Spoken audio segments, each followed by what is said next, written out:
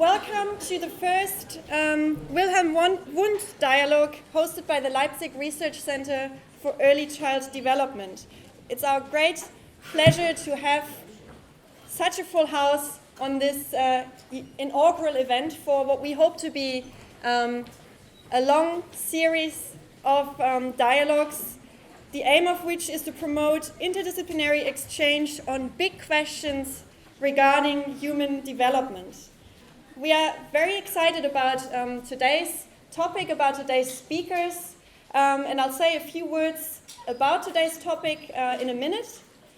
But before I do that, we have another very happy task, namely another first, the first dissertation prize of the Leipzig Research Center for Early Child Development. This prize, we hope, will now be given yearly to an outstanding dissertation, will be awarded to an outstanding dissertation in the field of early childhood research. And it's my great pleasure to announce that the committee for this year's first dissertation prize has decided to award this prize to Dr. Gregor Kachel for his dissertation entitled, round of applause.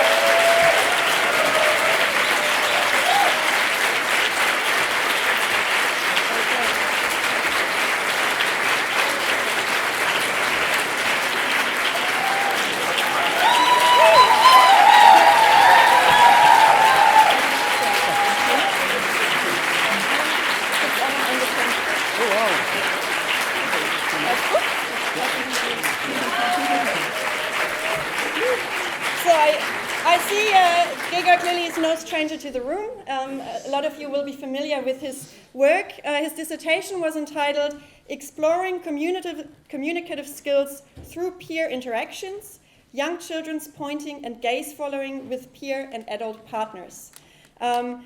Just a few remarks on why this dissertation was outstanding. I'm here quoting from one of the reviews by one of his examiners, Richard Moore. Gregor's thesis, which was examined in March 2017, was a truly exceptional study of young children's peer-to-peer communication. The experiments that Gregor designed and ran were marked by a series of remarkably sophisticated technical innovations, and they provided us with groundbreaking insights into the differences between adult-child and child-child communication. These insights are of great importance for better understanding how children's cognitive development is supported both by adult scaffolding and by the expectations that they have towards their communicative partners. We congratulate Gregor to his thesis and this award, and also to his birthday, which also happens to be today.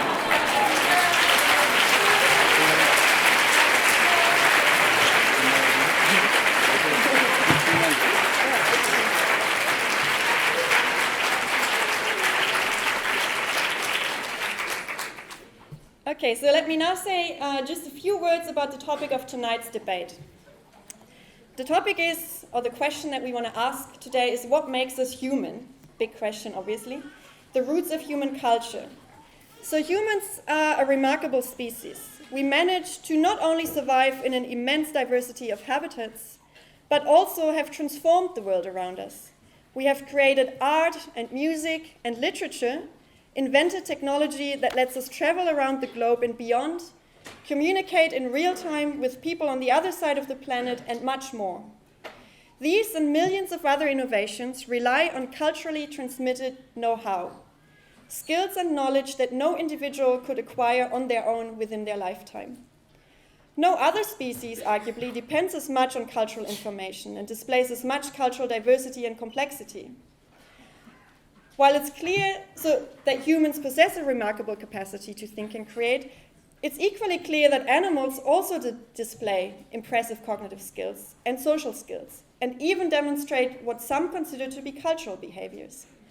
So that raises the question, what explains our astonishing cultural complexity and diversity? How did our own cultural minds evolve from its primate roots, and how do developments and interactions in early childhood contribute to an explanation of our cultural minds? These and related questions will be the focus of today's debate, which we are now looking forward to. And I'm now handing over to my colleague Daniel, who will briefly introduce the speakers before we launch into tonight's dialogue.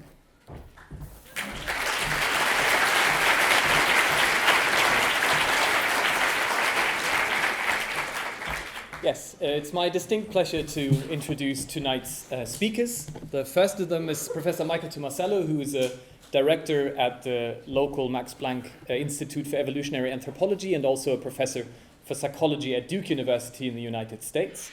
And the other speaker of tonight is Stan Sperber, who's an emeritus professor at the Centre National de la Recherche Scientifique in Paris, and also a professor at the Central European University in Budapest. Both speakers have been very prolific authors with numerous books and innumerable amounts of research papers on the topic of human culture.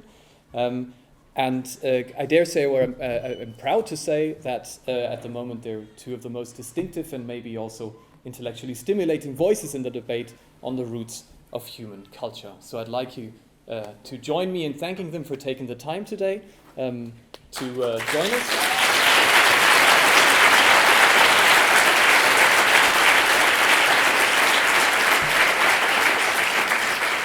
And to present their theoretical accounts to both us and each other. My name is Daniel Haun. I'm the director of the Leipzig Research Center for Early Child Development, and I will be the moderator for tonight. As the moderator, I get to lay down the rules. So here they are. Both presenters will have 20 minutes to individually present their accounts. After those two 20-minute presentations, we will sit down in the middle of the stage. The three of us and both of the speakers will have the chance to debate and discuss and investigate the similarities and dissimilarities between their accounts, hopefully leading to some very interesting debate. After this discussion, I will open the room to questions from the audience, which should give us about 30 to 40 minutes for questions from the room in the end. This session, I should make you aware, is being video recorded. So people that speak with a question should either be comfortable with this or let us know right after the event that they would not like their recording to be made public in any form. You see, we have a lot to do and very little time. So without further ado, I'd like to invite the first speaker up to the podium, Mike Tomasello.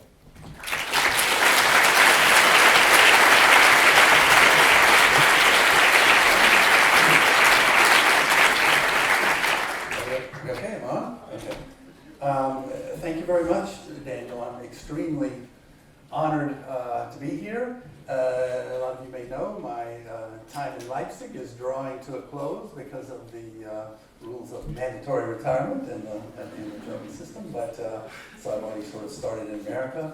But I just love Leipzig, and I love the University of Leipzig. I'm very honored that we have our rector in here this evening. And I'd like to take this opportunity to thank everyone in the university that's been such a good partner to us over the years.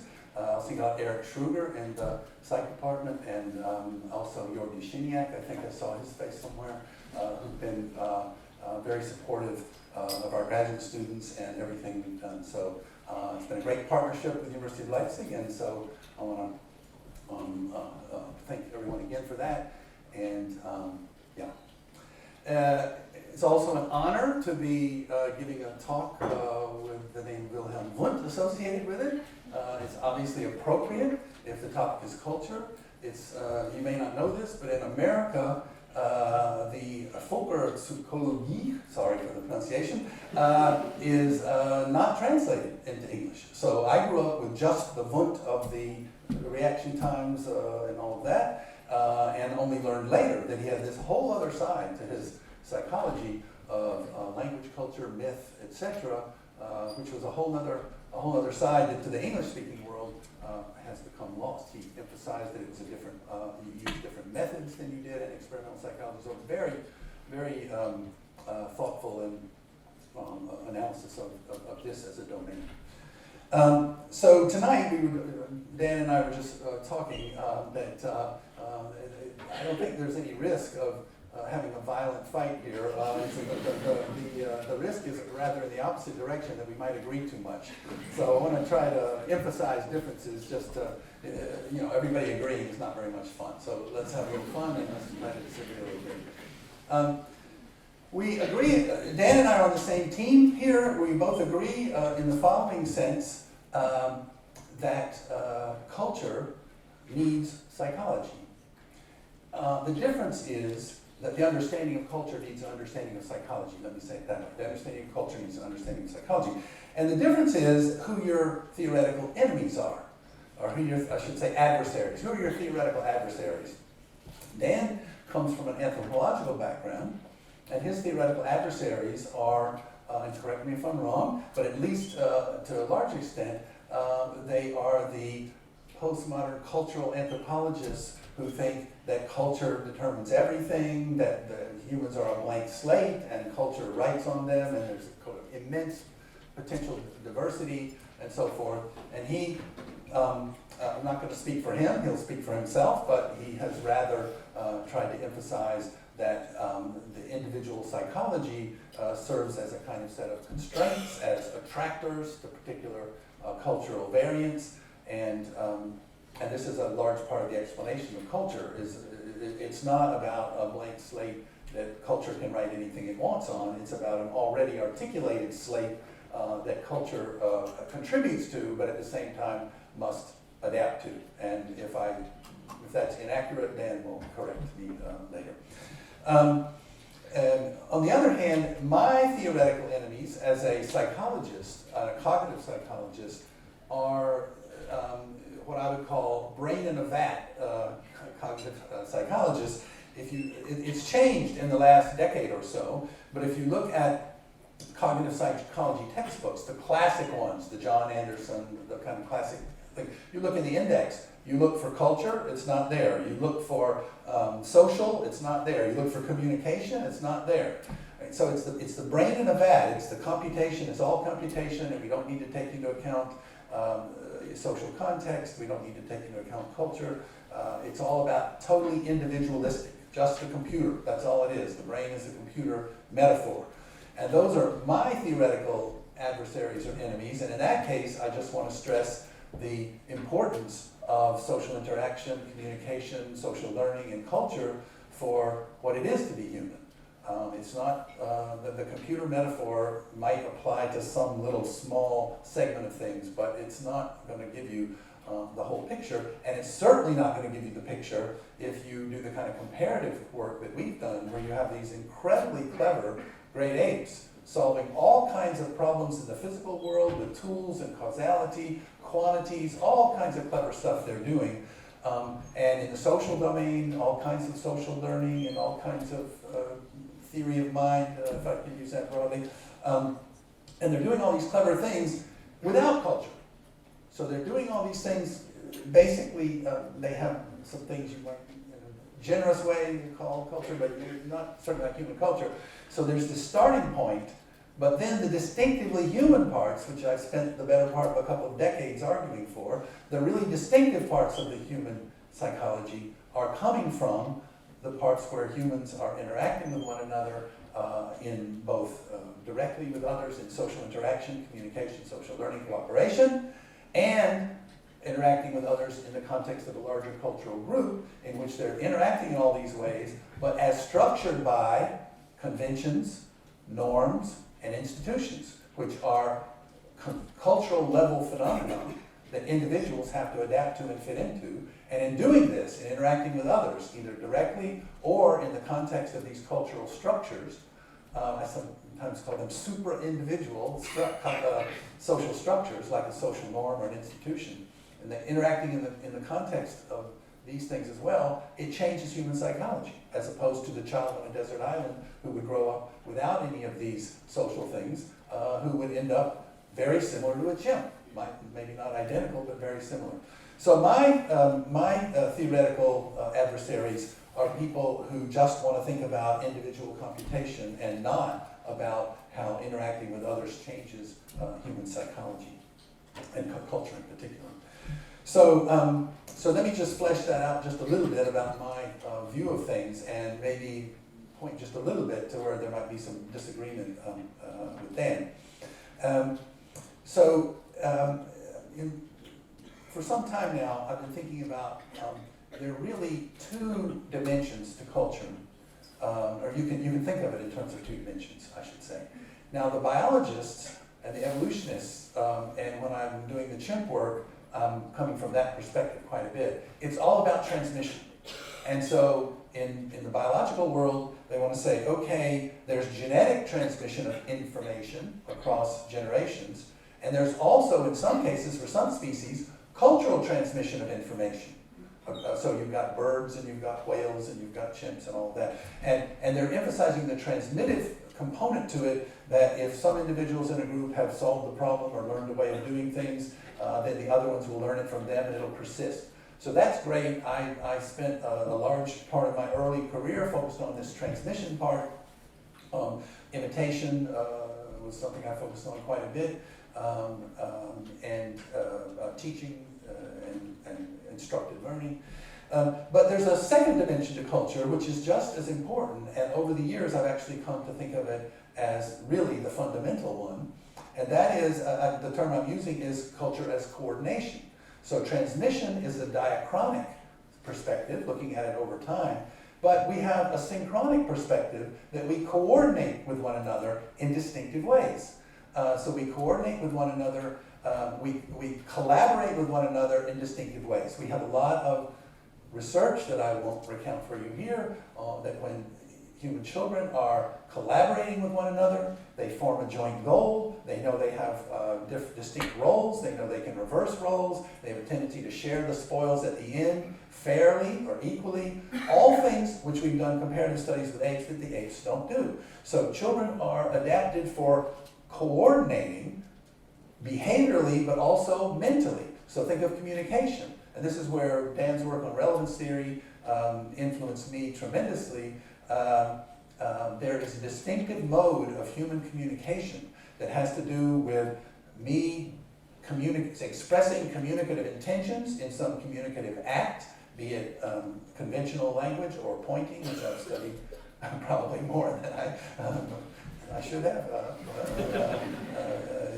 It's such a simple phenomenon, but I've spent many years thinking about it. I see Rolf there, who spent a lot of years thinking about it too.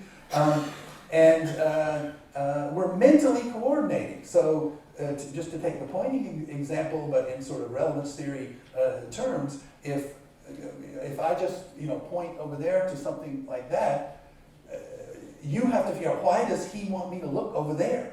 And then you say, oh, there's a bottle. He must want me to think blah, blah, blah. Okay, this is mental coordination. I have an intention toward your mental states. I want you to think about something, maybe ultimately do something, but I want you to see something and think about it a certain way, conceptualize it a certain way.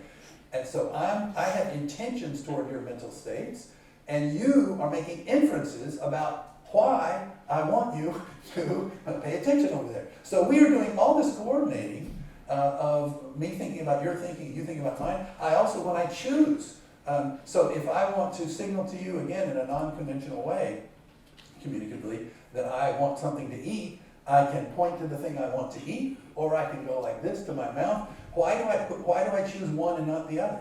Because I'm thinking, what's he going to be thinking when he's trying to interpret how I'm trying to make him think? So this is mental coordination that has a recursive component to it, and it's distinctively human, I would say. Chimps, we've spent a lot of time showing that chimps don't really understand pointing. Even when you say, there it is over there, they don't understand it in the same way that human children do. So now, when you put conventions on top of that, humans have evolved this strategy for conventionalizing things and putting conventional linguistic labels to things. And so now we're at another level still. So not only are we mentally coordinating here, but we have this agreed upon conventional system for directing one another's attention to things. So if I want to attract your attention to the bottle in English, I can use the word bottle, and if you want to do it to me, you do the same thing. So human, even very young human children, collaborate in distinctive ways. They communicate in distinctive ways that have to do with mental coordination. It doesn't have anything to do really with transmission. Yes, the conventional part is transmitted, so the English is transmitted across the thing, but it's mapped onto this mental coordination that is the relevance theory, intentional inferential model that Dan has so brilliantly elaborated. So I want to focus on this coordinative part, and both at the direct level, and then again with conventions, with social norms. I see Hannes Rokochi here, starting to work on norms that we've done, where there is their children have to come to understand the collective expectations of the group for their behavior. The proposal would be that chimps don't, whatever they might understand about what others want them to do and not want them to do, other individuals wanting me to do something or demanding that I do something is not a social norm. The social norm is about collective expectations and me wanting to conform to the collective expectations of the group. What we think happens is that, at least what I think happens, is that children at, say, 1 or 2 years of age really just understand when mom says we don't do it like that. They just understand it as a personal opinion or a personal instruction from mom. But then after about 3 years of age, they understand it as a collective expectation of the group. So they become really sensitive to the fact that this is a cultural phenomenon. Dan's colleagues in Budapest have been made one of the great discoveries and characterizations in the literature on pedagogy. So pedagogy, we all know that teaching is very important in human culture in the transmitted dimension. But what they have pointed out and emphasized is that you have to be prepared in a special way. You have to be evolved in a special way to receive the kind of communication that is instruction.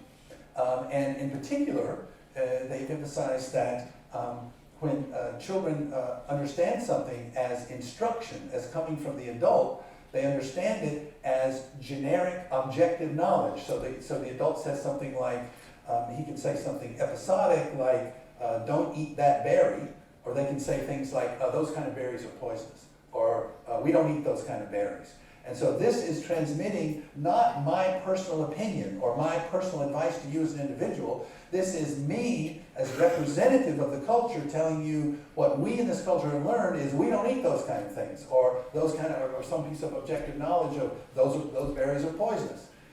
And so children, when they understand, there have been studies done in their lab and in our lab, that when children understand you to be teaching them, so when you say their name and say, hey, woo, woo, and you try to teach them something, they take it to be generic, objective, authoritative information, not the personal opinion of the person giving it. So this, I would disagree with the Budapest people about when this happens. I actually think in the way that I just described it, it's not till 3 that it happens, and the stuff they're doing before is tuning into communication, but not to pedagogy per se, another discussion. But that this is, again, a special tuning in to the cultural mode of communication, and that, so now, I said the transmittive component and the coordinative component, and the argument that I want to make here is that the distinctive parts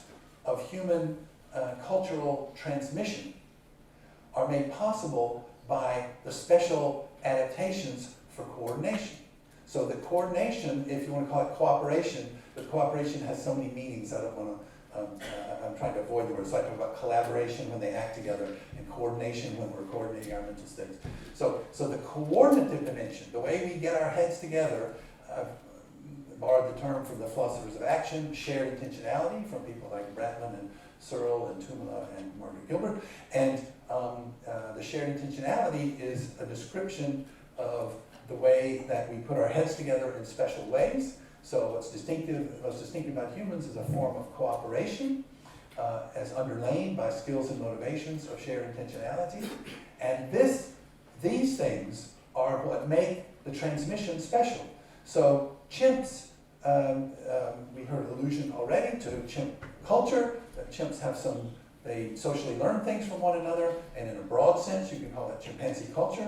But what makes the human version special is the way that we do a lot of it by communication. We do a lot of it by pedagogy. And these things take pedagogy, for example, as a cooperative motive. I am trying to help you learn something. So it's not a very costly one, but I'm still sacrificing. I could be doing something better, but I am taking my time and putting effort into teaching you something. And so it has a cooperative motive behind it. And this objective view of things comes from, in my opinion, from this coordination and perspective taking. So as we're coordinating our as we're coordinating mentally, and then we're doing this kind of communicating that I mentioned before, we are taking one another's perspective. So I'm trying to, when I'm choosing which kind of communicative act to do, whether I'm going to point to the food or I'm going to point to my mouth, I'm trying to take your perspective. How are you going to understand it if I do this? How are you going to understand it if I do that? So all this coordinating leads to a kind of perspective taking, which is key to to cultural learning in children in a way that I think is distinctive compared to other apes. So we've described it previously as learning through others rather than learning from others. So I'm trying to take the perspective of the person that's acting to imitate them. I'm trying to do what they're attempting to do. So I'm trying to learn what they're trying to do. I'm understanding their goals and trying to duplicate the whole intentional sequence. And in pedagogy, so when we do all this perspectival coordinating, it ultimately ends up with the idea of an objective perspective where we view things from the perspective of anyone, not from her perspective or my perspective, but how anyone must view it. So the objective perspective is actually an evolutionary and developmental outcome of the attempts at mental coordination, I would say. And so therefore, pedagogy, where does pedagogy get its special character of conveying generic information and being about objective knowledge? It's from the coordinative component itself. So, to sort of summarize what I was trying to say there is that you can focus on the transmittive dimension or you can focus on the coordinative dimension, but actually, in the argument I just tried to make, is that the unique aspects of the transmittive dimension in human culture are actually coming from the coordinative part. Okay, so 1 minute here, let me just say that I do think that, I think you'll see in just a moment, that depending on what you know about culture and what your disciplinary commitments are, that Dan and I are both on the same kind of general page. He has emphasized the more coordinative, the more transmittive dimensions. I've focused more on the coordinative, and I think they're probably fairly complementary, and we'll see if that's the way it turns out. All right.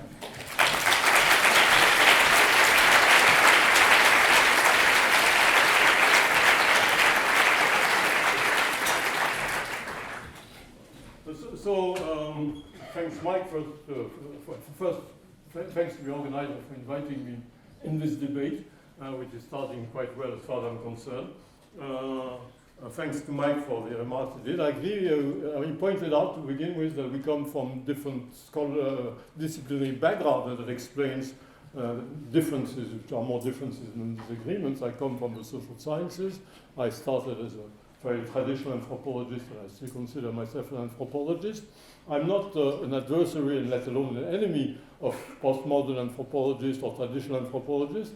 I think that a lot of the social sciences are full of competencies and very interesting stuff, but I do deplore, and I'm really very unhappy about a dominant attitude in the social sciences now in the postmodern era, but also when I started doing anthropology, which is to really want to isolate themselves from the natural sciences, to refuse a dialogue, in particular indeed with psychology, even more with biology and so on. And so I think this is damaging both to them, because there are a lot of interesting and in fact fundamental issues which are discussed in the natural sciences which are relevant to the social sciences, And it's damaging also to people who have a more naturalistic approach and who are missing the huge contribution that the social science could make if they participated more in the dialogue. So you get psychologists reinventing anthropology, and it's even if they have a good learning curve, they start with very simple-minded vision of what's happening. A striking field actually is the field of religion. There's a huge social science scholarship on religion that interacts very little with people who have asked questions about the evolution of religion, its adaptiveness, and so on. So the people who've come from it, from say evolutionary theory and so on, have asked lots of very interesting questions and done good work, but they would benefit so much from the scholarship that's there and not interacting with them. But by way of introduction.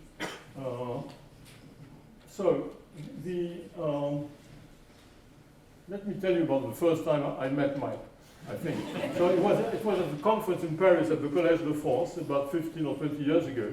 And I don't remember what I was talking about, but somebody in the audience, tall guy, stood up and said that, objected to the way I was talking about human nature, saying, and indeed, being very influenced in my thinking, work, and so on by Lévi-Strauss on the one hand and Noam Chomsky on the other, I thought of human nature as a kind of quasi-equivalent of human nature, which is another phrase that people in social science object to, and as something very general, shared by everybody and basically transmitted genetically.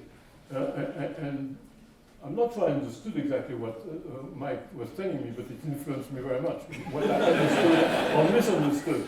That is, he was saying, come on, you can't talk about human nature as if it was just some kind of biological property. It's got to do with, indeed, the cultural context in which humans develop and grow.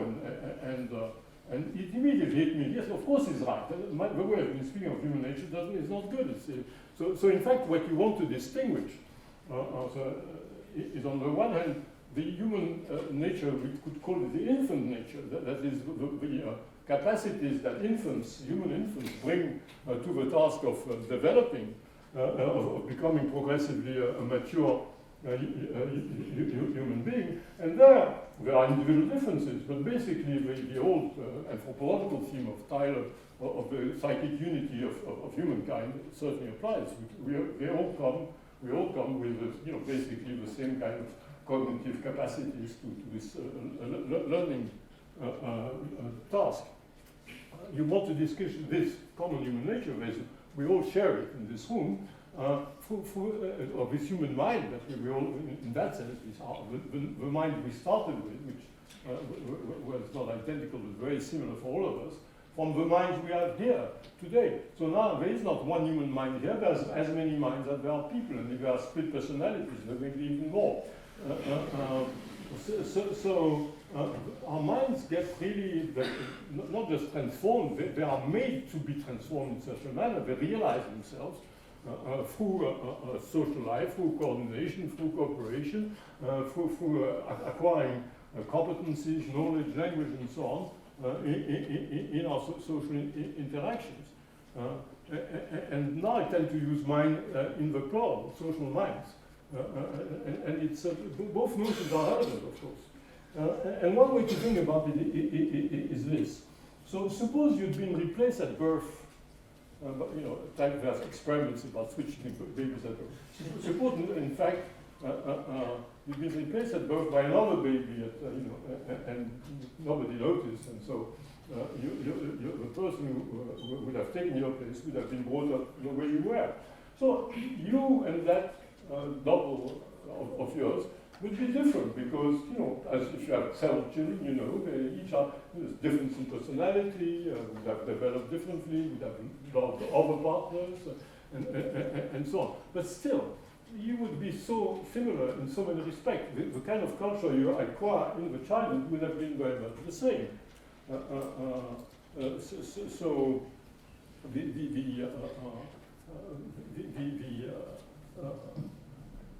on the other hand, you suppose that if you, as a baby, had been taken in a completely different, not just milieu, but society, culture, on the other side of the world, and so you would have developed as a competent adult in that culture, and it would be very, very different from who you are now.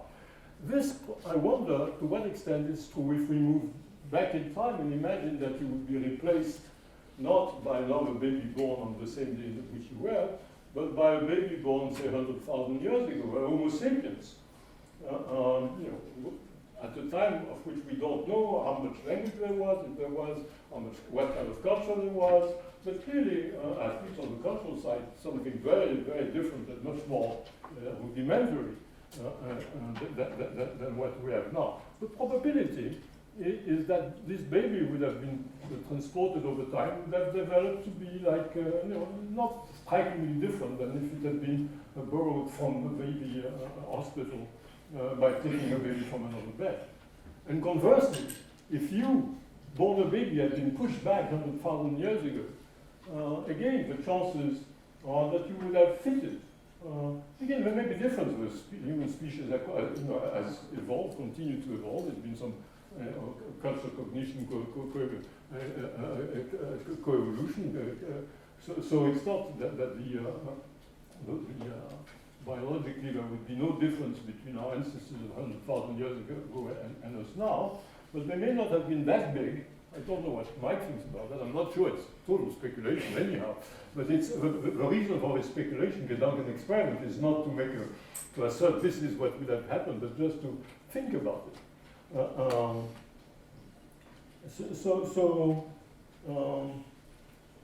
What makes us, and there is one point 100,000 years ago, maybe at the beginning of Homo sapiens 200,000 years ago, where our ancestors would be very much more similar to, if you at least look to another species of great apes than to what we are now. They would probably, so yes, they would have peculiarities. They're not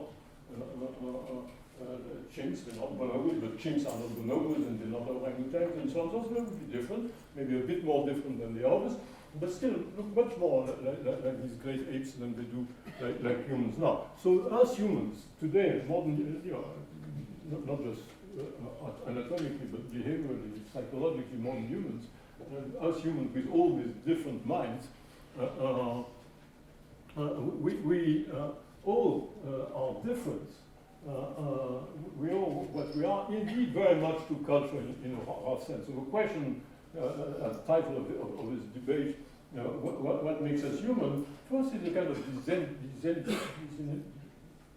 disingenuous question in the sense that what we really mean when we are like, what makes us so special and we're so pleased to be special, rather than just makes us human? Because what makes us human is not that much. What makes us, as biologically speaking, as individuals, so what makes us special is not our biological properties, even though they are special, but not dramatically so. What makes us dramatically different is indeed the societies and culture in which we developed, and these societies and culture themselves have changed over prehistorical and historical time in a very dramatic way. So culture was a recent title of a book by Joe Henrich called The Secret of Our Success. And the answer, what is the secret? It's culture. Well, it's not the secret. Yes, indeed. I mean, that's what makes, I don't think success is the right word. We'll see what happens. Some of you may see, I don't know, with global warming, for instance.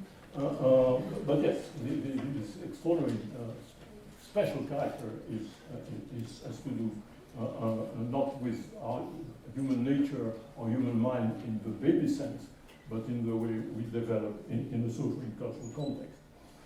So talking about culture, which has been one of my main topic of interest, I find myself in disagreement with most people, both in the standard social science literature and people who have a more naturalistic or even biological approach to it, is that I don't think that culture is a thing. Language is a thing. Culture, I don't think it is. I don't think, so the notion that there is a thing that is culture, that we may, for instance, have been adapted, we may be adapted for culture, we may be adaptation for culture, to me that is very ill thought, it's not properly thought through. Well, and very briefly will give you some reason to look at it in the way I suggest. So what's culture to me is a property, not a thing. It's a property that our thoughts, our actions, our values, our preferences, all the artifacts we put in an environment, all the modification we make to an environment, our physical niche that we've established, possess to a greater or lesser degree. Things that humans do, things that humans have in their mind, things in the environment to which that they have modified are more or less cultural. So for instance, language is very clearly a highly cultural kind of thing. It owes all its property to coordination, transmission, interaction with others. It doesn't occur to you. There is no language apart from this interaction with others. So it owes practically all of its properties, or not all of them, because they are still, for instance, it depends on the anatomy of the voice-producing apparatus. But it's a massively cultural kind of thing. Think of something like coughing. That's a natural kind of thing. Other animals do that too, and so on. But the way you do it is not, empty of culture. You do it differently across culture on social, kind of way of coughing. So it's cultural. The way we cough is cultural to some degree. Clearly less than the way we speak. And the way you snore is one of the few pieces of human behavior, for those of you who do, is one of the few pieces of behavior that's probably not very much modified by culture, unless you put some practice to try to diminish or whatever. But that's typically something that's, but other very private bodily functions are also cultural to some degree. So I want to think of culture as a question of understanding how come that so many things that we do, that we produce, or that we think, are affected, all of their properties, to our interactions with others, and interaction in particular, might make a difference between transmission and coordination. And I think, again, we're not going to fight on that, because we would agree that I would in fact insist that a lot of transmission occurs not in a special process of transmission, but in the process of coordinated of action.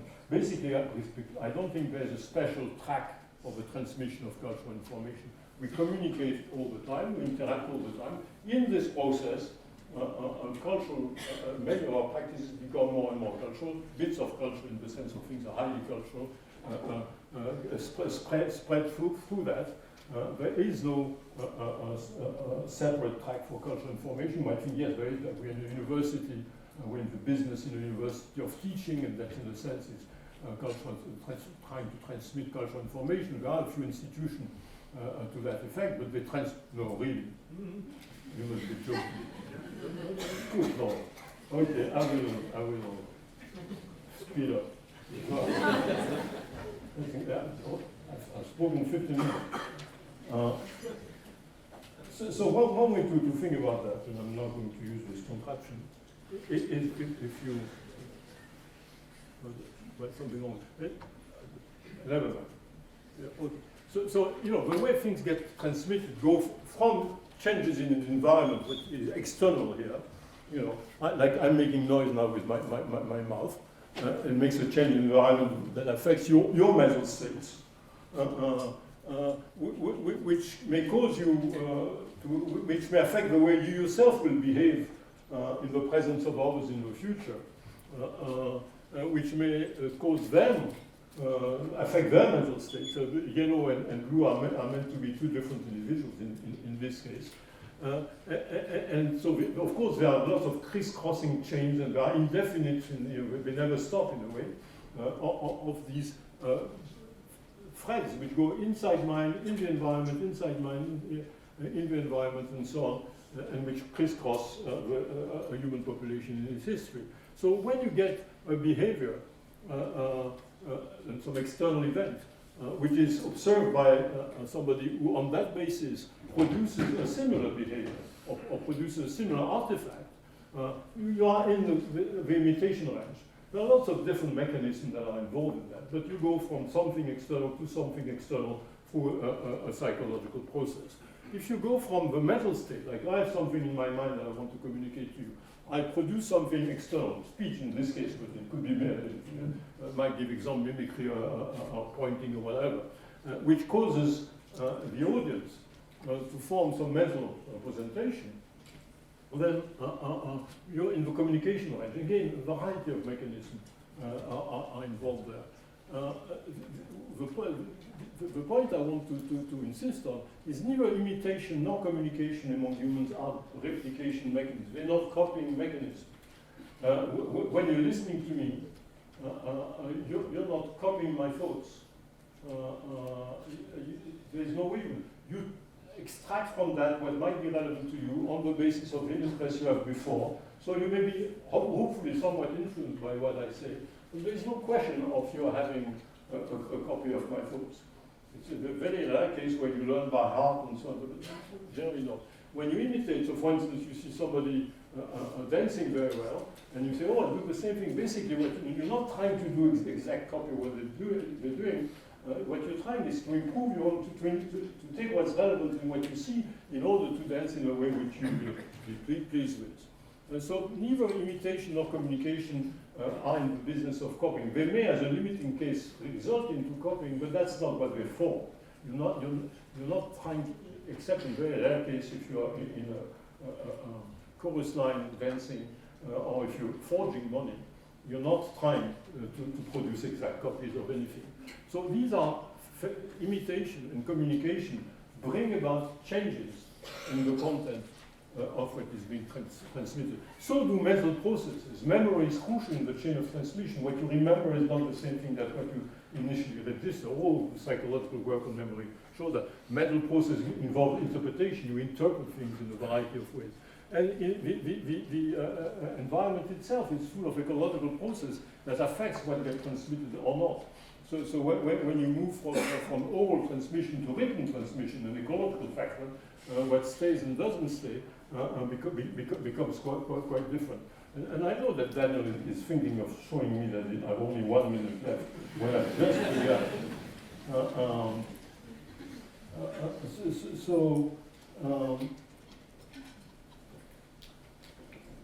The point I want to make, you could have a species which has the capacity to communicate, to imitate the way we do, but that doesn't stabilize any culture.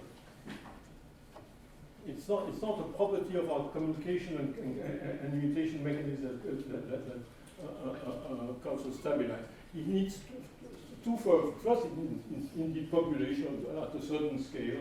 It needs history. I mean, the cultural phenomena is not at the scale of individual psychology to begin with. But also what it needs is factors of stabilization.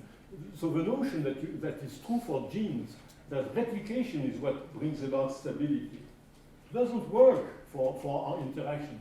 They don't by themselves stabilize. But what happens is that, for instance, I started by citing my understanding, Mike influencing me. I probably misunderstood him. I thought it was all about cultural diversity, and the mail exchange with Daniel, he said, "Oh no, cultural diversity is not what I really care about." And as an anthropologist, what he said to me really resonated on the theme of diversity. So what we need are factors that cause all these different processes, nevertheless, which don't bring about copying, which don't bring about replication. Instead of starting random walks and things going in all kinds of directions and they also start things, although they don't copy, to converge towards what indeed in the work that collaborators now have done, we call cultural attractors. Converge towards ways of doing things, thoughts, preferences, artifacts, and so on, that remain relatively stable over time. And I will just rapidly illustrate that before concluding the point. So think of cuisine, of cooking. So stews, Eintopf, so that's, it's a very common dish, very stable culturally, over centuries and so on and so on.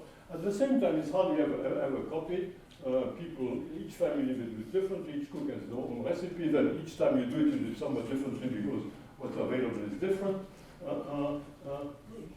Sometimes you improvise a bit and you add some ingredients which are not standard, sometimes some of the ingredients are not present, so you make it.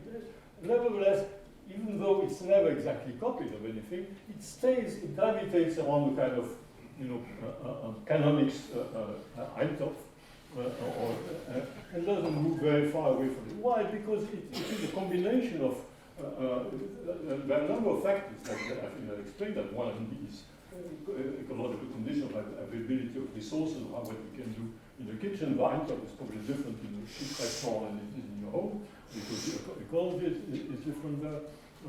But also a matter of taste. So some people put more salt, or other people less salt. It gets stabilized not by copying the amount of salt that you should put, but by the preferences, which say, too much, not enough. And so for each of the ingredients, it goes like that. Take Little Red Riding Hood, a story which is being told. So very stable over centuries across Europe and other parts of the world now. Variants have been collected and they're always somewhat different, but highly recognizable.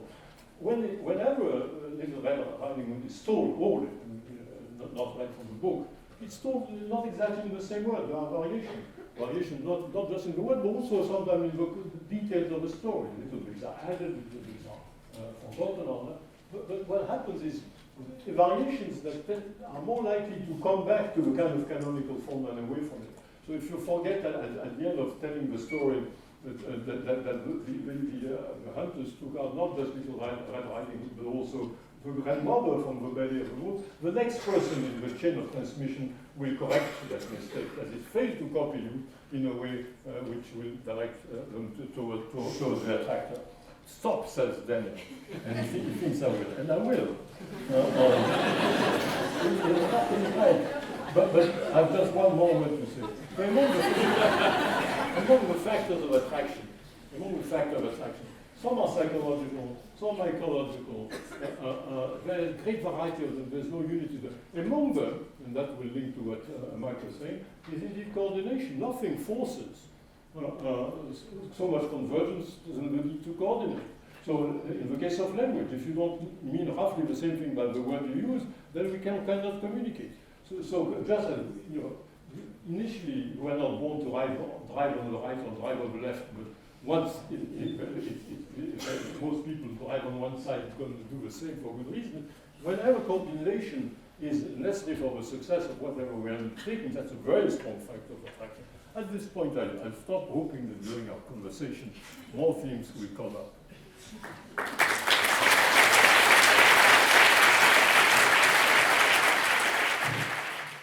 Thank you very much for the presentation. Since Dan had some extra time, I'll give the first word to Mike. Maybe just any chance to respond to the accountant, and maybe give your reaction to that. I have several comments, but one main thing is I was a little bit surprised to hear you say that there's no special form of transmission. I agree with you about communication, I agree with you about the imitation, but as a special form of communication, pedagogy, it seems to me, is absolutely adapted for, the way I think about it is that individuals go around making inferences all the time, and to make an abstraction, to have an inductive inference that gets you to a generalization, you need multiple examples. But with pedagogy, we don't need multiple examples. We get the pedagogical input from the adult, and we go straight to the generic, and that seems to me to be clearly adapted for cultural transmission. I agree first, you're right. It's probably the best candidate I can think of. But where I do disagree with my colleagues and friends in Budapest, it's not about what age it kicks in. So Mike said it kicks around 3 and we think it kicks in the first year of life. It's about the idea that when you talk to infants or children in this pedagogical manner, ostensive, drawing their attention, saying, pay attention to this in a kind of special way, then they understand that, oh, that's the way we do it. So you're teaching them culture of a group. So I don't believe that at all. I don't believe that, I think the idea that we are ready for a group identity and in-group, out-group kind of relationship, that's the way we do it, and so on. I don't see that as being part of the basic equipment that a human being. Now we get it. So we're going to have fun, in the end. So I don't believe that. So the fact that it's general, that what they learn can be general knowledge, and in that sense cultural, yes, I think to some extent I have to hold it to you, but not in the sense of necessarily cultural knowledge. And maybe that's an anthropological bias, I think of cultural knowledge not as that, and the sun rises in the east and so on, or coal is black, but the thing which indeed are more distinctive.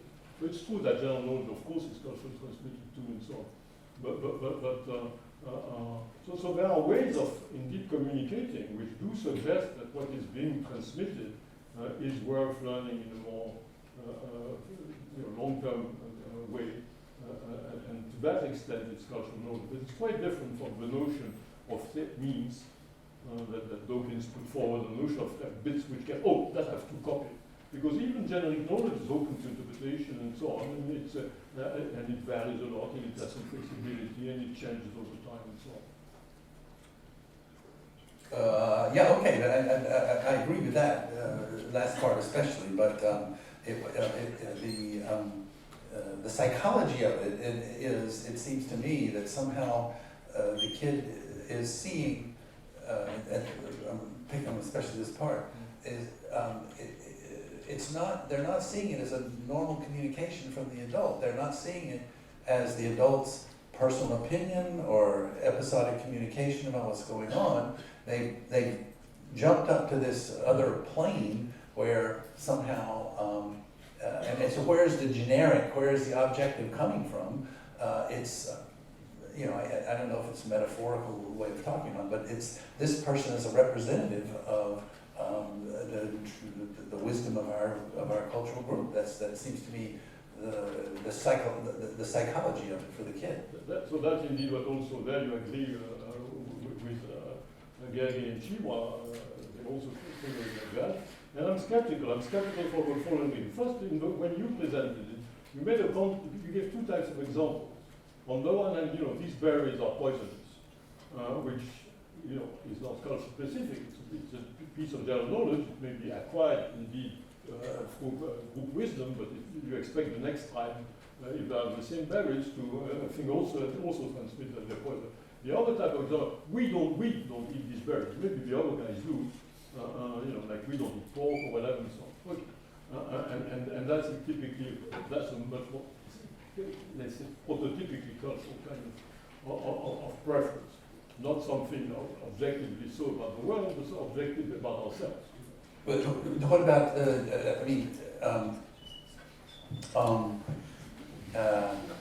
so one of the things that's interested me over the last few years is the relationship between pedagogy and social norm enforcement. You could even make an argument they were the same thing, but they have slightly different emphases. So mom says we don't put our feet on the table, or we don't, whatever, spit in public, or whatever it might be. That and the child does something and they have a correction. It's not always in the language of we. Sometimes it's, you can't do that here or something, but it can always be transformed into the we don't do that here. It seems to me that because these social norms are mainly about behavior, public behavior and stuff, whereas teaching can be anything, but it doesn't have to be that, and it's often about berries or whatever. But it seems to me that in the case of social norm teaching or enforcement of social norms, that the interpretation I gave a minute ago of where they're speaking for the culture and the we idiom fits even better. So here's an interesting question. So first, I agree with you that typically norms, they're really high cultural type of phenomena. Maybe idiosyncratic norms in the family, but then it's family culture. Or there may be some pathology where you have norms just for yourself, but that's indeed close to being a pathology. Otherwise, norms are typically socially shared within a community and so on. So I'm not, and if you think, and there are many other things which are indeed typically cultural. Folk tales are cultural. I was saying language in general is a cultural kind of thing. So there are things which are highly cultural and that wouldn't even exist if it were not for the existence of cultural transmission in groups. It's different from the claim I was making, which was not to deny that there are things which are specifically cultural. I was denying that there is a cultural track a special track for cultural information different from ordinary communication. So I think we have agreed that you use this pedagogical mode both for this kind of cultural information and also for objective information about physical or biological facts about the world. The coal is black, these berries are not edible, and so on, which don't have the same status as norms. Prudential don't eat these berries, or maybe they're good or whatever. So pedagogy is not specialized in transmitting things which are specifically cultural. Because they transmit things which are general, these are indeed the things which are more likely to stabilize at the scale of a population and over generations. And among those things, there are those things which are specifically cultural. But that's not the same thing as, that doesn't make pedagogy something which is for teaching cultural knowledge. What is it for? First, look, well, for is an idiom that we should. No, Gary and Shibra do think that pedagogy is for transmitting general knowledge, and the thing that makes it for transmitting cultural knowledge. So I don't like, again, I find that the work, and I agree with a lot of work, but not with this interpretation of function. First, because I think what happens when you address children in this ostensive manner, the only thing that you do is the same thing that when I address you in an ostensive manner, when we talk to each other, that address your partner in a way that shows that you think that what you're going to say to her is relevant to her. There is nothing more. All that ostension does is come with the presumption of relevance. Now, in many cases, the presumption of relevance is satisfied by purely episodic kind of information. So I'm pointing that a certain object is in a certain place, that I personally would now want to eat certain kind of thing. I do that ostensibly too, and it will work if that's relevant enough to my audience for them to understand. But in certain cases, you point to an object, you draw the attention of the child, and say, bad. Okay, at that point, the relevance of it is indeed the presumption of relevance is satisfied by assuming that this is a piece of generic information.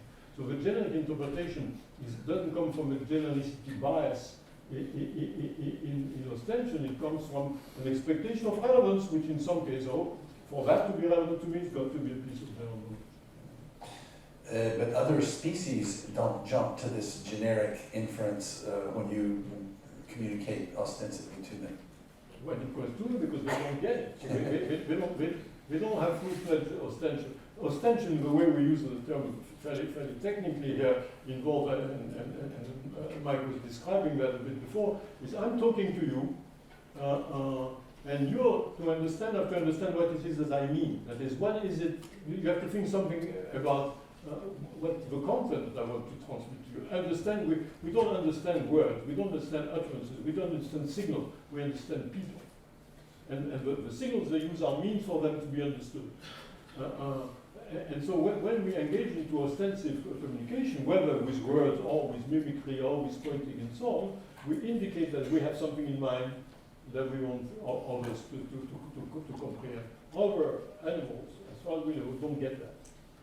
So that's why you're not going to get them to fully So you get half your attention, you can point to a dog or to the animal in captivity, but the dissertation is not the same thing. Okay, but take the dog. The dog understands pointing at some level, but presumably doesn't make the generic inference. So I just want to know why would we be adapted for making the generic inference? And it seems to me that somehow short-circuiting individual learning based on short-cutting, I should say, individual learning based on me having to amass lots of examples to make a generalization. You say, well, look, if it's coming from an adult authority with a certain attitude, an ostensive attitude, and some other things, then just jump right to the top. So and make it generic, and that would be an adaptation for acquiring general knowledge, not necessarily cultural knowledge. No, general knowledge. It's not the same thing. Okay. By the way, a lot of cultural knowledge is completely episodic. So, as an anthropologist, things that people do talk about, the origin of the tribe, the founders, the genealogy, lots of what you find in this particular place. So a lot of cultural knowledge is pretty important that you have to learn. Is episodic. And a lot of generic knowledge is not something that distinguishes us from them.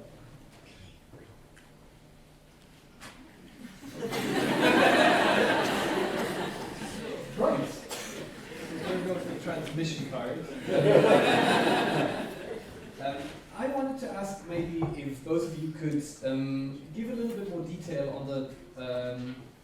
on how the relevant features of uniquely human social capacity emerge across the lifespan. So if you could give a sort of a specific account of how children come to acquire the specific skills they need to participate as cultural agents. That's a really fun one. I have a book.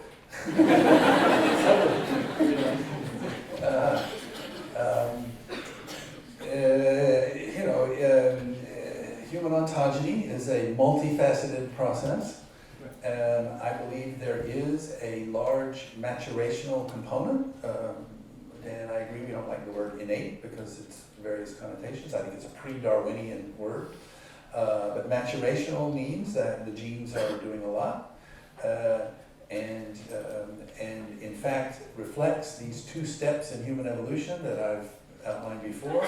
One of them is something like joint intentionality, this idea of you and me in a face-to-face thing, and then this more collective intentionality where we have things like conventions, norms, institutions, things that I understand in that way. And I think ontogenetically, one of the interesting things we've been focusing on recently is, if you think about it, what human babies, I would say up to age 3, and 3 is not an arbitrary age, it's weaning age. All right, so up to the age where kids are out on their own, where their mom is always mediating between them and the world, or some adult is, I should say, not just one. Almost all the things that we have studied, joint attention and this, incredible skills of communication, pointing stuff, is between children and adults. It's not between two children. And Gregor's thesis that just got recognized here is partially about that. That the adaptation is for doing this with adults. Sarah Hurdy has talked about how this is, humans do this cooperative breeding, and whereas all the other primates, the little ones stay right next to mom, and it's all about mom because I'm nursing on mom. In humans, it's grandma, it's papa, it's the other mom who babysits for both of them. And so there has been an evolved capacity of pre-3-year-old children, infants and toddlers, for tuning in a special way, call it joint intentionality, if you will, with adults.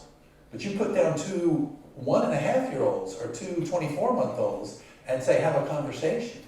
And there are lots, they don't even engage in joint attention, hardly at all.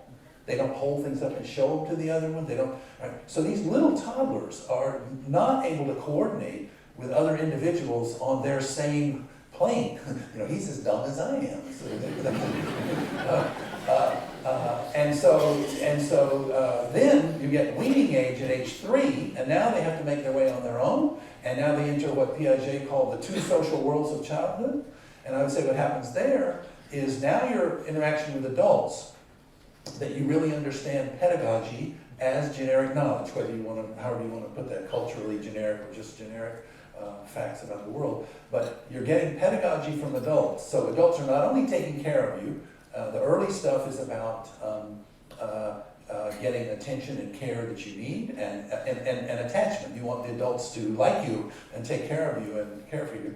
And then at age 3, now it's about cultural information or generic information for pedagogy on the adult side. And with the peers, you're really learning to coordinate without any scaffolding from adults. You're really coordinate with somebody just as incompetent as you are, and then you're starting down the path of communicating and coordinating with peers, with ultimately making friends and things like that. Again, it's a 2-year-old doesn't have a friend. I mean, they have playmates, but they don't have friends. And I'm probably not even 3-year-old, but it takes a little while. But so that's the sort of life history description then I would give you is that age 3 is a big transition. That's a focus of mine recently, and that's where it starts the really cultural part of the collective intentionality part about social norms, understanding social norms as collective expectations. So again, I mentioned this before, but when mom says, we don't do that kind of thing to a 2-year-old, the 2-year-old understands that as mom, as an individual, doesn't want me to do it. And the 3.5-year-old understands that is, oh, this is not done. We don't do this. And so so that we go from being able to coordinate with individuals, mainly adults, to being able to understand as the sort of collectivity of things in adults through pedagogy and social norms and whatnot, and in peers through basically struggling through trying to figure out how to interact with peers, coordinate with peers in a meaningful way. And in the talk, I just as a side note, alluded to the idea that a lot of more complex cognitive function, complex meta-representation and others are in fact emergent in the context of social interaction and rely in fact on it in order to sort of fully Thank you for bringing me back to the point. I forgot. You were asking for an ontogenetic story, and I started with the maturation of these things. But again, we don't have a great language for talking about this. But I think of maturation as capacities. Now, the word capacity, I know the philosophers in Leipzig here, potential and capacity and stuff are Aristotelian words, and they have lots of associations with them. But I think it's a capacity, meaning that if the child was raised on a desert island outside of sort of contact, they would not be realized into these human-specific things. So there are capacities for interacting with people in special ways, but the interaction is the driver of development. And so if you want to get all Aristotelian on it, the capacity is it just opens up a possibility. And that possibility is not there for your household pets. You have your household pets and you try to enculturate them and it doesn't stick because they don't have the capacity. But then, but children have the capacity, but they have to actually experience the interaction. The sort of proximate cause is the going through the interaction itself. This doesn't translate easily into is it innate or not innate and those kind of simple dichotomies. But this is a dialectical process through which the capacities emerge. It enables certain kinds of interaction, and that interaction is the proximate cause of the development. And again, the thought experiment of the child on the desert island, or even the child raised by chimps, not getting that kind of interaction in return, I would say is the sort of thought experiment that tells you that the interaction is a necessary component of the developmental outcome. I just wondered if you wanted to comment. Just one, but first I want to stress how important is all the work that Mike and his collaborators have been doing, and how much progress we've made in understanding the development of sociality in children. There are still so many questions, and that makes it a particularly exciting field. One question I just want to highlight, because it does relate very strongly to the issue of culture, is indeed all the issue about norms. So what does it take to be even able to conceive of a norm? Looking at the thing in terms of maturation, or what capacity do you have to be able to acquire norms? What makes them thinkable at all? is really a very deep and difficult question. I don't want to make suggestions on that. It's not simple. First, I assume, speculatively, that without some indeed preparation, some capacity, you would never be able to acquire norms, whatever the inputs. It's a very special kind of, so we have a readiness for norms, but that's just the beginning of addressing the issues about which now we have more and more experimental data. It's a huge question. Maybe coming back to the previous discussion with that point, we have studies showing that 3-year-olds will enforce sort of moral norms about harm on both in-group and out-group. We have, over in the lab in Leipzig, we have Max and Henri. Yes, the outgroup.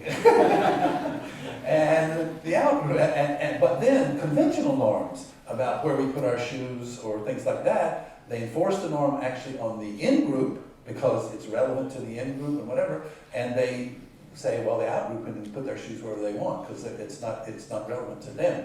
So that seems to me a kind of group-mindedness that's emerging at that age that is specific to culture in the sense of, even in the limited sense of our culture versus their culture. As Oh yes, absolutely.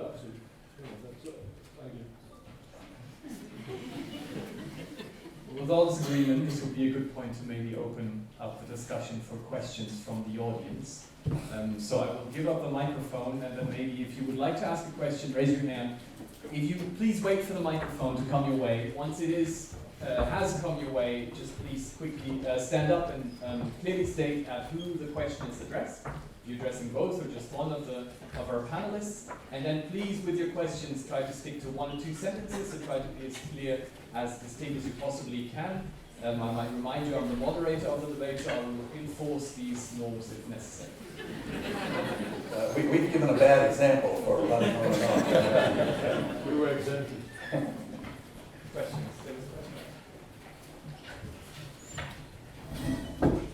Thanks a lot for the discussion. A short question to Mr. Tomasello about the communication via pointing.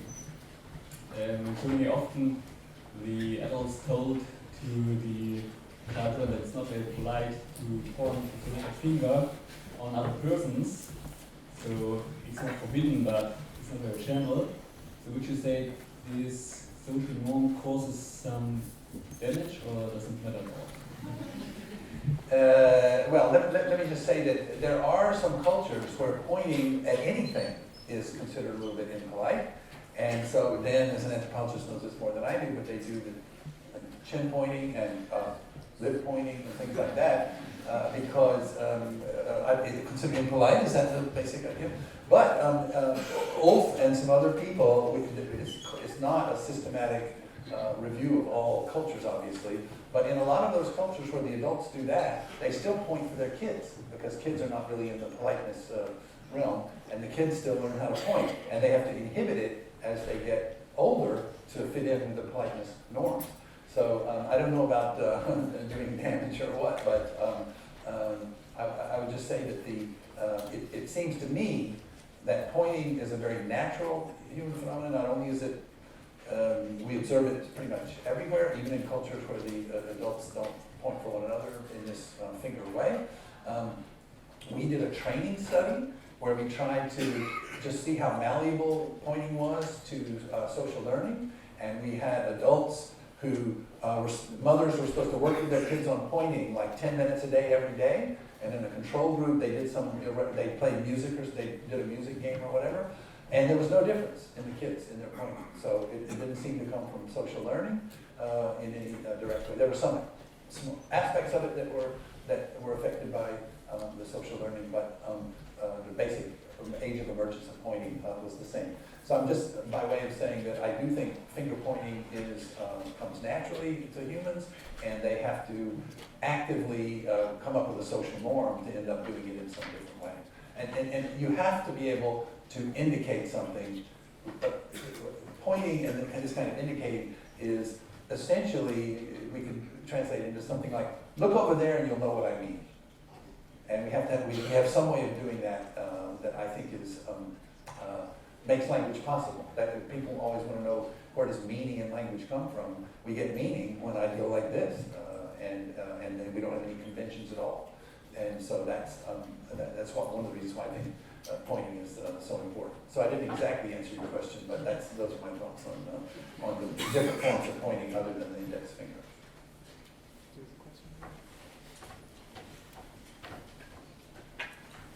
Thanks, and thank you for the talk. I have to set up. Thanks for the discussion talks. I have propose a bit of a thought experiment. Imagine two desert islands. One desert island with a human and a desert island, let's say, with a great ape, with a chimpanzee or a bonobo.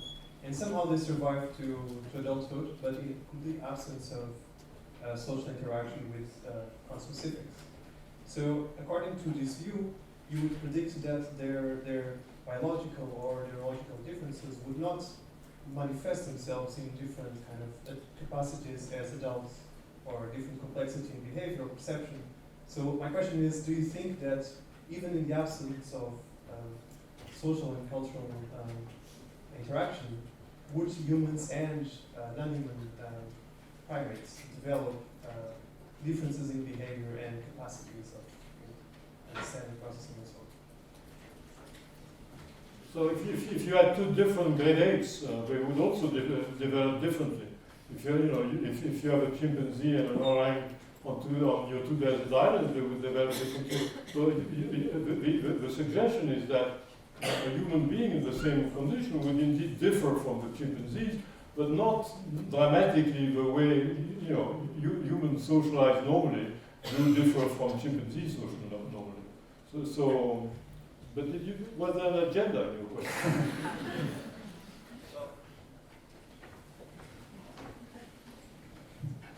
I think that it is possible that problem-solving abilities would differ, or the ability to remember more details of. And so let me just say, because I've been using this desert island example for whatever, almost 20 years now, and I will say that one of the ways I think about it is that if a human being or any mammal is born and from birth, they're kept in a dark room and they never see any light. And then in adulthood, you let them out into the light, much of their vision has atrophied and they don't see normally.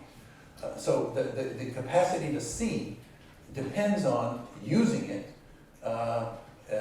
during development. And so I would say that even though the human on the desert island has the capacity to do all these incredible things with language and all these other cultural things, taking the perspective of another individual, I don't think you would do that. I don't think you would reflect on your own thinking, because reflecting on your own thinking is like taking the perspective of someone else on your thinking. So I think there are a whole range of things that we think of as human behaviors that would, uniquely human activities, that wouldn't have happened, and therefore the capacity would atrophy. So that's why I agree with Dan that he wouldn't be that different from other apes, even though those capacities were somehow there, they've fallen into disuse, and as an adult, they wouldn't exercise those capacities. It's too late. So, I'd like to be, we were talking today, and they're asking, what would you like to be if you weren't this? And I said, well, a rock and roll guitar player.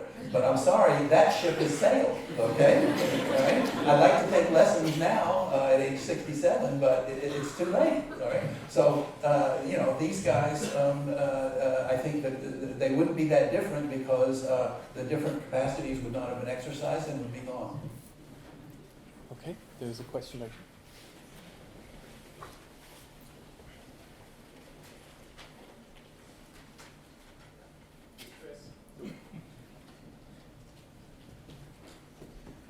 Express Yep. very much the fact in early childhood development that young children almost automatically cooperate. They can't help but cooperating. And you treat that fact quite a lot in your work. But I would like to ask you for a different phenomenon that happens with almost every child, that they pass through a phase in their life where they absolutely hate to cooperate. where they are rebellious, where they know what they should do, but they simply won't. And how does that fit in your picture? Is that something like falling back, a defect in development that for some unknown reason happens, or do you have a different idea of what? I assume that's addressed to me. Yes, mainly because you mostly focus on young children. Well, one of the things I get sometimes when I give a talk to a large audience, and I show some of my little videos of kids cooperating and sharing the food at the end and stuff like that. Somebody says, "You should come to my house." I've got a 4-year-old and a 6-year-old, and I don't see that. The reason is that cooperation is only sort of one option, one alternative. So it's not, I don't mean to say that they're highly cooperative all the time. Siblings is a special case, for example, because you're competing, and not only that, but they're not going to reject you. They might, do something nasty, but they're going to be there tomorrow, and you're going to be there tomorrow. And when you're cooperating with a playmate, they might ostracize you or reject you if you're not cooperative. So I'm just saying the sibling case as a special case. And there's a context where you might not be more cooperative. My stepson, when he was about 7 or 8 years old, here over in Schleusig, and he would in our house, we would cut the dessert, cut the cake or something, and he would look at it and find, I need the biggest piece. Okay, I think this one is a little bigger. He'd take the biggest piece and leave everybody else with the smaller pieces. And we're thinking, oh my God, when he goes to his friends' houses, does he do this? And of course he doesn't do that at friends' houses, all right? So it's in a context where he can not be cooperative and people still love him. So, so I would say there are competitive situations where we are simultaneously cooperative and selfish. That's the human condition. It generates a lot of wonderful literature and everything else, this tension between being cooperative and being competitive or selfish. And there are certain situations where there are individual differences, but in addition to individual differences, there are contexts where if I have more than I need, and you need something, then I'm probably going to, almost everybody would be generous. If, the plane crashes in the Andes and I've only got one apple left, maybe I'm not as generous as I might otherwise be. So we have both of these motives, and they can compete in all kinds of situations. And yes, there are lots of situations where kids are not very cooperative for various reasons that the selfish motive comes out. And I would say my experience is in the family, the selfish motives come out even more. And a lot of the kids who, I just had the experience recently, the teacher saying, "Oh, your child is so well behaved and so wonderful." I'm saying, "Is that my child?" So anyway, I would say cooperation is only one set of motives, and it's not the only set. That's all. Okay, there's a question all the way in the back. I gave up my microphone because you were indicating that the other person should go first. Okay. Hi, thank you for your talk. I just have a small question, and before the question, there's an assumption. I don't know if you'd agree with it or not. So I think that lines between cultures right now are being blurred because of immigration and social media and lots of other factors. How come kids learn to adopt some cultural aspects from, or some cultural norms from some cultures, and then also what are the maybe harms or disadvantages of children sort of adopting to some hegemonic cultures, sort of that there's sort of an assumed superiority of cultures? So the point you're making is indeed highly relevant. But I don't think it's not just in modern multicultural societies that you find this situation. In lots of traditional, ancient situations, you have small groups which may be quite speak different languages, but they intermarry, they have lots of relationships. So multilingualism is more frequent in all traditional societies in the remote part of the world than it is in the United States, for instance, or possibly in Germany. So I think on the one hand, it's part of many cultures, including many modern cultures to project the notion that you're part of a cultural group, which is also typically putting together the notion of a state, a language, a culture together, and that identifies all the members of it. Historically, it's a 19th century idea. It doesn't really very well describe the human condition, except in some places. And the real experience of most human beings is culture is à la carte. You know, it's not the prefix, it's not the set menu, but you can take a bit of this, take a bit of that, and so on. Except if you are precisely in a situation where you pay costs, or maybe you have benefits for going from just one type of cultural behavior, marking strongly that you belong to this group and that you hate the others and so on. So that's also part of the human experience. But it's not realizing the natural potential of human beings to be so uniquely wedded to one community and to exclude the others. I don't think that it happens often in human history, but I don't think it's defining of a human condition. But if I can follow up with a question to you on that, do you think there was a time in human evolution, let us say before agriculture, say 30,000, 50,000 years ago, where the cultural group was quite well defined? It was those of us right here, and would that characterization be more accurate? I doubt that. So we don't. So what we know from modern, of course, Paleolithic societies of hunters gatherers, is that you get a lot of mobility from group to group. There's a lot of killing and so on that can be inside the group. So you don't get this kind of alignment of language, culture, mythology, whatever, religion, states, political organization, and so on. So there's a lot of violence which involve a variety of cultural, of collective identities. But this picture, I see no reason to assume that hunter-gatherers of 40,000 years ago were living in conditions which would realize. I'm just thinking demographically, they're sort of spread out. This is the moment you're spread out and the people, you don't have that much contact with people who are very far away. So you don't have a strong view that, so they're kind of weird, you may kill them because you're afraid, but you don't have to say our culture is better than theirs or whatever. You don't even aware. No, but actually one thing, this is a little bit tangential to the point, but one sort of equation that I've made in my own thinking recently is that if you think of just collaboration, so you and I go out and collaborate to hunt some animal or to gather some honey or whatever, and we've been working at it for a few hours, and then somebody else just comes up and says, oh, okay, I'll have my share. There is a natural tendency to exclude free riders, and we all know that in all the models of the evolution of human cooperation, you can't have free riders benefiting to the same degree that cooperators do.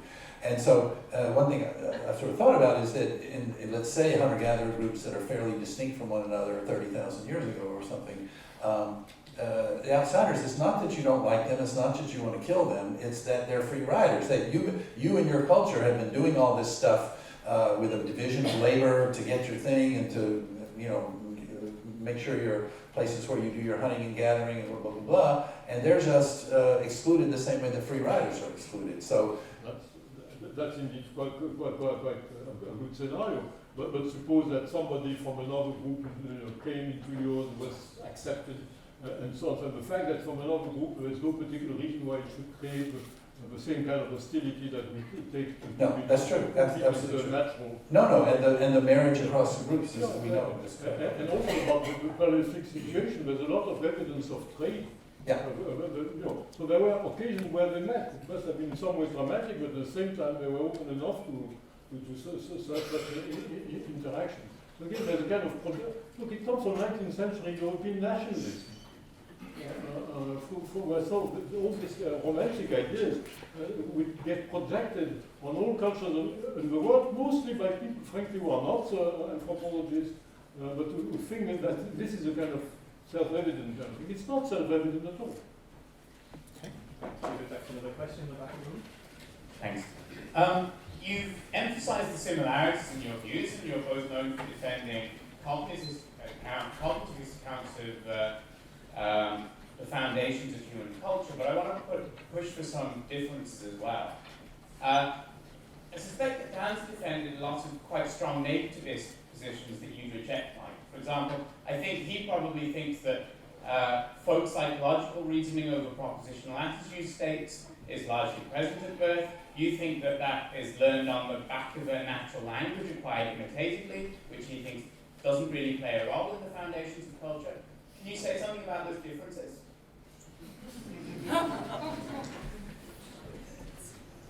Well, you've characterized our views in certain ways that I'm not sure are fully accurate. I don't know. If you have the over propositional attitudes and all that in babies, in infants? No, I mean, as you said, I mean, I'm used to having religions tell me what I think. In a very interesting manner, I mean, there are some other characters.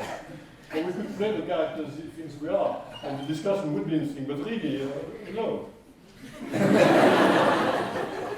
No, I mean, that's, you know, the sort of complex, multifaceted dialectical account is kind of, you know, it's not sexy and whatever, but there are certainly some foundations for all of that we agree on are going to be there no matter what, and then it's going to be elaborated in language and propositional attitude discourse and all of that. If I may just add one word. In a way, what the religion is trying to do is make us better than we are, that is commit more to views and defend them more radically, which in a way is intellectually has some merit. I think you underestimate the way we realize that what we assert is speculative, and the way to which we are willing to entertain a different view, you know, in a non-dramatic manner, not adversaries. Maybe adversaries, certainly not enemies. Maybe it just means we're getting old. That's also We used to like to fight more. yes, I certainly did. Exactly, that's on point, because I think what... Sorry, I've got all kinds of things on my head. Because I think what Richard really wanted to do is what Mike was saying at the beginning when he gave his talk, to say it's more fun if people fight. So I think that might have been really the intention, to get you guys to fight. So let me pick out one of the things that he said, which I would support very, very much, right? Based on your past writings, you guys should be able to do a pretty good fight on the transmission aspect. Now I know that Mike downplayed this time the transmission aspect, right? But then you did mention that imitation plays very little role, etc. Right? So maybe there could be a nice fight in it. I mean, imitation is reconstructive. There's no question about it. I used to do it when I gave talks. When I first started talking about imitation, I would have an audience participation, and I would say, everybody imitate me. Or no, sorry, I did it like this. Everybody imitate me. And so everybody does this, and I say, no, I was pointing my palm at the back wall, and you're all pointing it at me, right? So you thought what I was doing was holding up my hand like this, but I was actually holding it up like this in a particular direction. So you misinterpreted, I mean, I constructed the example to make you misinterpret, but I misinterpreted it, you misinterpreted it, and you imitated what you thought I was doing. And so it's reconstructive, and you can't just imitate, even going in the physical realm. You know, I can juggle 3 balls, and if you don't know how to do it, you can try to imitate all you want. You can't do it. So we agree on that. I don't have any issue with that, with the way he conceptualizes it at all. Well, maybe we would have disagreed more a few years ago. When you were at the time when you were working a lot on imitation and so on, where I would, even then I'd argue, you know, you underestimate communication relative to imitation, as did religion generally. I mean, the focus on imitation was huge, and for a variety of reasons. I think that much of the richness of cultural transmission relies on communication, and even that when imitation is successful, it's because it's demonstrative, that it has a communicative component. So maybe in those days, I'm not sure, we might have disagreed more than now, Yeah. but Yeah, yeah. On one hand, we've aged, but also maybe we've learned a few things. I agree with you that probably would have been the case, but I would just say that I was focused so much on imitation because we're focused on the comparative problem. And when you get to communication, the chimps are in a different category, and the imitation is where you can really do the comparison. So it's emphasizing the unique aspects of human imitation for that reason. Hi, my name is Jan. I'm a philosopher from the University of Münster, and I would like to milk some take-home message out of you in regard to the title of the speech you both gave tonight. And if I learned and understood you correctly, then let's take this kind of ostensive teaching as a very specific kind of transmission of knowledge, of culture between us as humans. Did I understand you right, both of you maybe, that this is very specific to humans as humans, and maybe some kind of root of our human culture that we are able to teach ourselves and our offspring ostensibly in comparison to like ants and bees and the great apes that may not have this mode as such or are not capable of. That was. I think you kind of recapitulated a little bit what I said, not so much what Dan said. But I was bringing that up because one of the key points of Dan's talk was that there are no specialized modes of cultural transmission. It's on the back of these more general things like communication and imitation. And I was just bringing up as an example pedagogy, which I think is specialized for that. For the transmission of cultural information. So that's a point of disagreement that we have. And so on that specific point, the way you phrased it, I think it was my point, and Dan's was that that's not exactly correct. It's just communication, but about, well, I won't say it, but yes, I will. Communication about generic knowledge and generic information. Then you have an alternative. If it's not ostensive teaching, is there something special in human communication, or there are lots of things that are special in human communication. There are lots of modes of communication. The one thing I'm very skeptical about is that there's one thing which is targeting across generations, which is very what I'm teaching you now is not just for you. It's for you to be part of an integrated culture, so that you will in your turn transmit again. And by the way, what I've just described happens. I've witnessed it as an anthropologist. I've witnessed a father say to his son, and you will pass it on, and so on. But that's not the basic mechanism. Sometimes there's an awareness of traditions, and people work in order to maintain traditions. This is kind of high-ordered, institutionalized thinking about it. So what I'm suggesting is indeed, the question you asked me about the title. So I said about what makes us human. For me, what makes us human is not really special. What makes us special is special, but it's not. It has a lot to do with our human biology, but much more to what we do collectively as groups and populations. Regarding the second part of the title, the roots of human culture, fine as a broad metaphor. But thinking about it from my point of view, it's a bad metaphor because if culture is not a thing, it doesn't have roots. If it's a property, you can get more. Metaphors are always, you're always in the limit, so it's acceptable. But it's not really good metaphor in the sense that it can be misleading. You think of culture, indeed, that thing which is there and has roots. No, there's that property that all our interactions, ideas, production have to be more or less informed by the fact that they are in this flow of information that goes through a human population. Some are highly or even almost wholly determined by their being so inserted, and others are to some degree. Roots is not the metaphor you want. You want to know where there are patterns in the flow. So you agree with Margaret Thatcher, there's no such thing as society, there are only individuals? No, because I don't think we are individuals either. Not individuals in the sense of, she meant it like, Hayek and so on, in the sense of methodological individualism. And that's the type of individual I don't think is part of our scientific understanding of human society. But is it not true, if I can just follow up and myself take a prerogative here,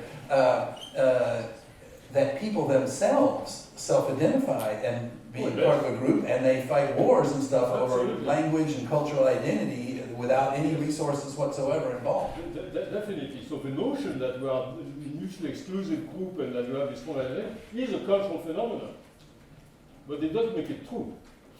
There's a question of the back. Okay. Okay.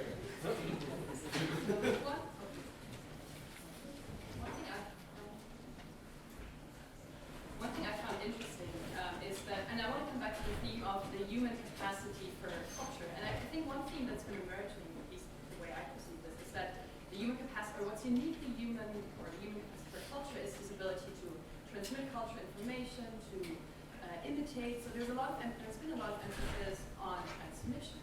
But I'm wondering whether that's just part of the puzzle, and whether one of the components that might have been less emphasized or might have been missing tonight is the human capacity to innovate, to create, and how you see that fit into the puzzle, or whether you say that's just a byproduct of all of those other capacities.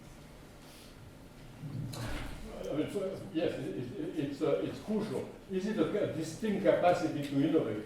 Or because you innovate in a variety of domains, it means quite different things if you innovate in philosophy or experimental research or in tool making and so on. There is clearly a degree of investment in cognitive capacity in this species that is quite unique. And it translates in all kinds of things, indeed in creativity in a variety of domains, in the capacity to learn a lot, to acquire things for which you only have a very vague readiness, to modify the way you work brain so as to know as to read and write, and so on and so on. So it's not a general picture. The notion of creativity as a distinct capacity, I'm not sure that cuts into joint. There are a number of review papers on innovation in various animal species. So humans may be different in degree. I don't know that it's a uniquely human thing to go beyond. But I will say that if you look at again developmentally, which I always do,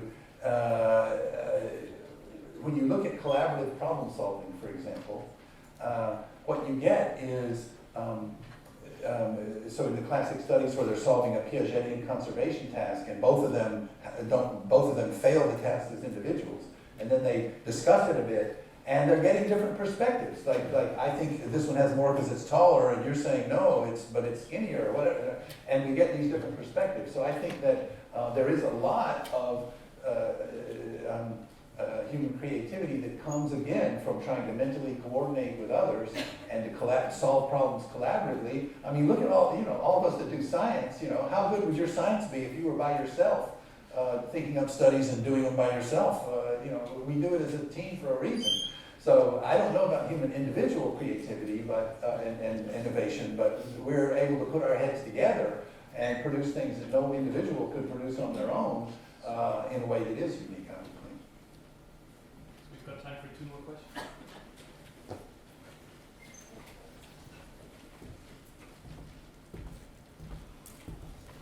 Hello? Yes. Okay.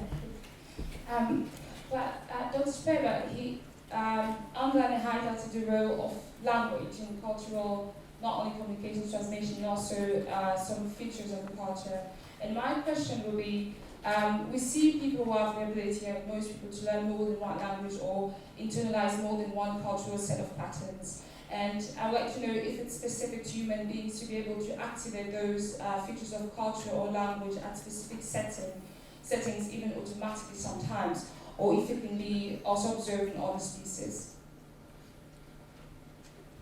So in a way, to the extent that this capacity for rich culture and awareness of different cross-culture and so on, and even more so in the case of language is specifically human, it's not even clear what you would look for as a kind of counterpart in other species. So there may be some awareness that you would know about that a behavior is adapted in one group and not in another. In species where you have individuals moving from one group to another, to what extent we readjust do they have the ability to adjust the way they function? The best evidence is in a fairly specific area, which is food preferences. if they move to a new group, they experimentally put the blue food and the pink food, and you move to a new group, you'll switch your food preference to fit with the local group. But that's obviously, food preference is a very special case, because if you eat the wrong food, you're dead. So following, and rats have they eat what the others in their group eat, and if they find a dead individual, they smell his breath and they don't eat that. So food preferences are a very special case, and that's the one where we get the best evidence of adapting to the local group in non-human species. But obviously humans do it in a very different way. We have a large group of guests that came all the way from Potsdam, so they'll have to catch a train, and I'll quickly allow them to leave before our last question. Last train to Potsdam. Yes. Okay. I think we're okay. I'm feeling the pressure for the last question. I wanted to ask about the thought experiment 2.0. So I think you made the point very clearly that an individual raised on a desert island would atrophy like vision atrophies in a dark room. But we've had some discussion of capacities and some discussion of the importance of culture over biology. And I wondered if another thought experiment could push you to be clear on what's more important. So if you raise peer, if we have an island full of peers, the Lord of the Flies. Lord of the Flies.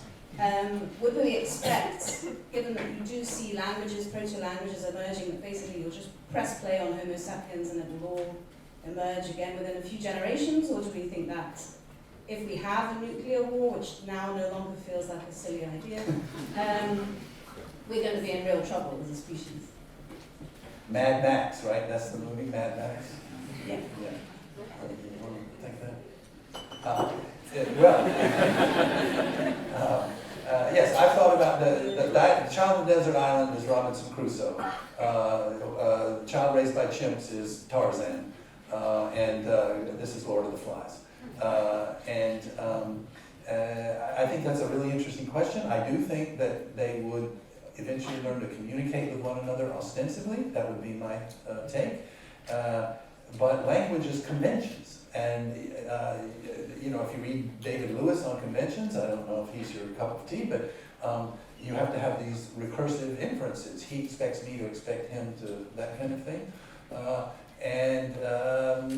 don't know about conventions of whether how long it would take them to emerge. The case of Nicaraguan Sign Language and things like that are not really so clean as the thought experiment, and so they're relevant, but maybe not. So, but I do think that peers would do a lot of stuff that the individual by himself would not do. That's for sure. So, I tend to agree with you. Regarding David Lewis and conventions, but he has a very complicated, rich, very wide version of conventions, but I recommend Hoefmilk and language conventions made simple. You can, have your cake for much less money than what you have to pay on Lewis. I think it's a better also, and for political account, as how a convention emerged by the force of precedent, basically. But let's not go into this more technical kind of thing. The issue, I would go the way Mike was going. I think they would communicate ostensibly, starting with no signals devoted to that.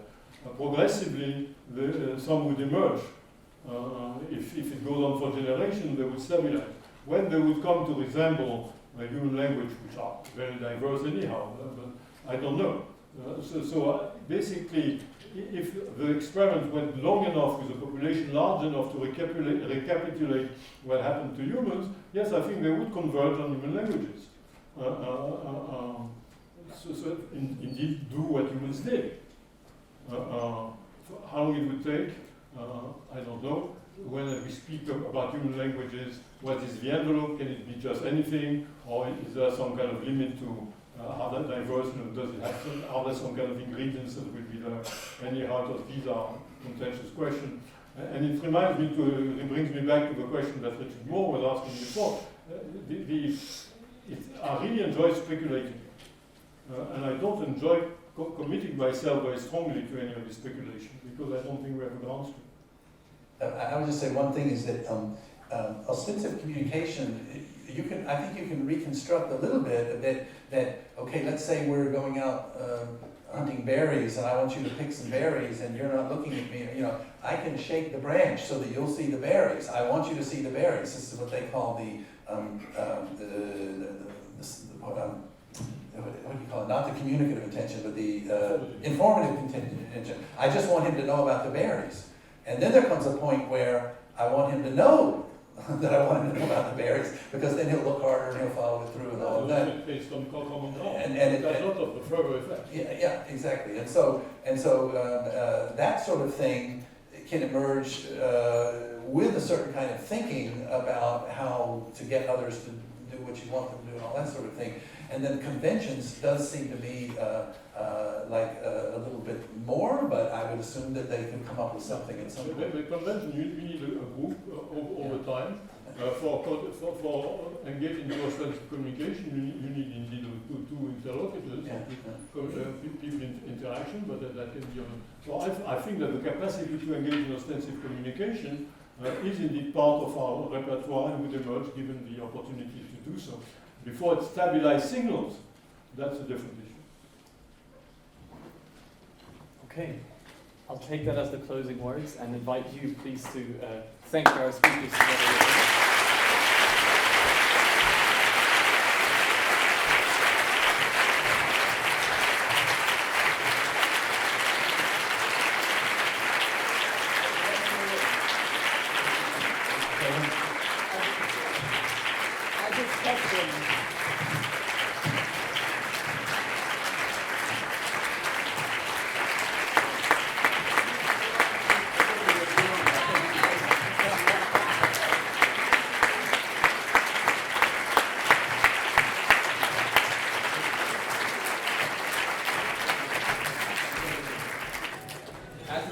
Instead of flowers, we provide toys. I like you.